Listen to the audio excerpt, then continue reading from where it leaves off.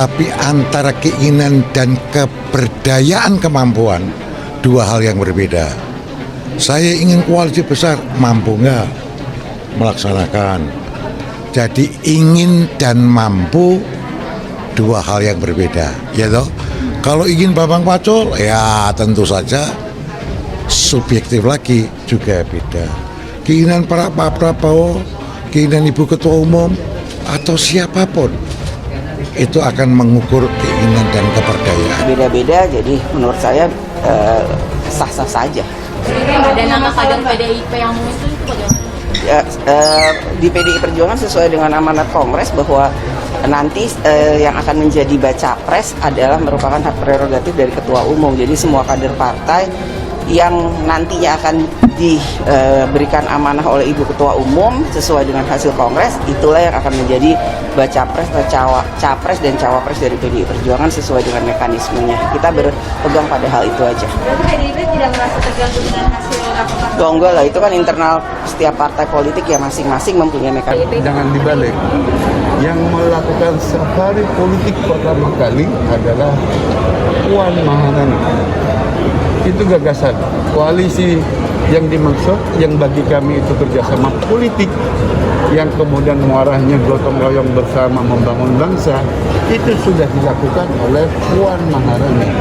Ke Nasdem dulu, ke Gerindra, ke Golkar, ke PKB, mau ke PAN tapi kebentur waktu, mau ketemu P3 tiba-tiba ada pergantian ketua umum. Itu sebenarnya awal pertama kali sebelum ada buka bersama di DPP PAN, itu Pak Puan sudah melakukan lebih dulu untuk membangun kerjasama politik. Ramadan itu bulan yang baik untuk silaturahim. Itulah kenapa kemudian silaturahim pada bulan Ramadan ini diperbanyak oleh Pak Prabowo. Itu pertama. Kemudian kedua, sejak awal disebutkan Pak Prabowo, kemudian Partai Gerindra adalah entitas dan personal yang terbuka dengan semua pihak dan bisa bekerja sama dengan semua pihak. Sehingga kita melakukan komunikasi yang intens. Pak Prabowo melakukan komunikasi yang intens dengan semua pihak. Kemudian yang ketiga, ini adalah salah satu kesepakatan yang kita jalani bersama dengan PKB. Tadi bersama-sama dengan Gus Jazilul di Kertanegara. Jadi Pak Prabowo, Gerindra jalan untuk ngajak rekan-rekan partai yang lain, tokoh-tokoh yang lain, di sisi lain juga PKB dan Gus Imin melakukan hal yang sama.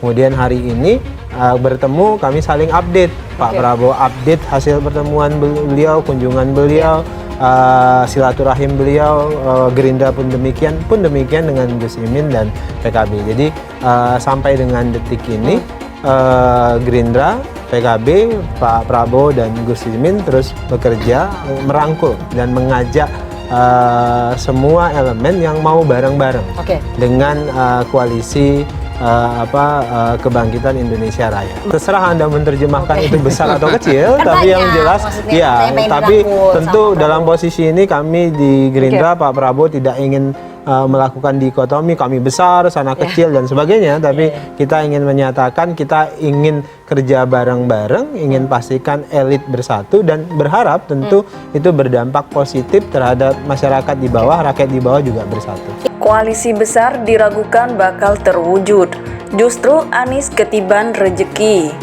Dikutip dari Warta Ekonomi Jakarta, partai koalisi pendukung pemerintah makin mengintensifkan komunikasi. Ada peluang super koalisi terbentuk. Meski begitu, ada problem yang bisa menghambat koalisi super besar itu. Ada kerentanan beberapa figur yang bisa menimbulkan friksi di dalam koalisi jika jadi terbentuk, khususnya dalam penentuan Capres-Cawapres. Untuk figur Capres, ada Ketua Umum Gerindra Prabowo Subianto dan Gubernur Jawa Tengah Ganjar Pranowo.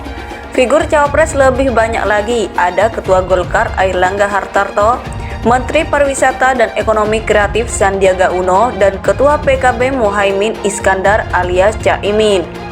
Kemudian sudah ada komitmen koalisi yang sudah terbentuk sebelumnya, baik dari koalisi PKB Gerindra KKIR maupun koalisi Indonesia Bersatu KIB, P3, Golkar, dan PAN. ujar Adi Suryadi Cula, analis politik Universitas Hasanuddin Unhas kemarin. Sehingga super koalisi akan sulit terbentuk, butuh bargaining atau nilai tawar besar untuk memutuskannya, termasuk putusan masing-masing internal partai, sehingga ada ketidakpastian dalam pembentukan super koalisi ini. Situasi ini justru akan menguntungkan capres usungan Koalisi Perubahan untuk Persatuan, Anies Baswedan.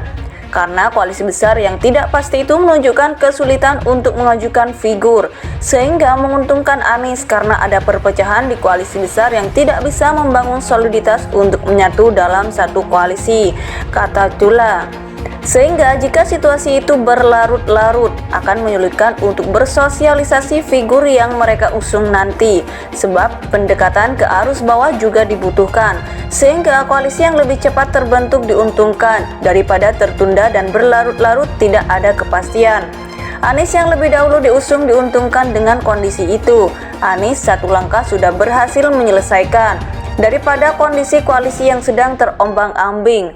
Meskipun hitungannya besar, super koalisi belum ada kesepakatan bersama, sehingga koalisi itu mengambang. Terutama Golkar yang berdasarkan hasil Munas dan Rakernas telah memutuskan Airlangga Hartarto sebagai capres, sehingga jika ingin bergabung dalam super koalisi maka butuh tawar-menawar alot. Kecuali para elit figur capres-cawapres mau mengalah, situasinya akan adem. Golkar merupakan partai yang lebih terbuka dibanding partai lain, sehingga sangat potensi terjadi guncangan jika Airlangga tidak berhasil menjadi capres atau cawapres. Jadi tidak mudah juga bagi Golkar untuk memosisikan diri dalam koalisi karena ada potensi gejolak internal, jelas Cula. Anies yang lebih dahulu diusung diuntungkan dengan kondisi itu. Anies satu langkah sudah berhasil menyelesaikan daripada kondisi koalisi yang sedang terombang-ambing. Meskipun hitungannya besar, super koalisi belum ada kesepakatan bersama, sehingga koalisi itu mengambang. Terutama Golkar yang berdasarkan hasil Munas dan Rakernas telah memutuskan Airlangga Hartarto sebagai capres, sehingga jika ingin bergabung dalam super koalisi maka butuh tawar-menawar alot. Kecuali para elit figur capres-cawapres mau mengalah, situasinya akan adem. Golkar merupakan partai yang lebih terbuka dibanding partai lain, sehingga sangat potensi terjadi guncangan jika Airlangga tidak berhasil menjadi capres atau cawapres. Jadi tidak mudah juga bagi Golkar untuk memosisikan diri dalam koalisi karena ada potensi gejolak internal, jelas Cula.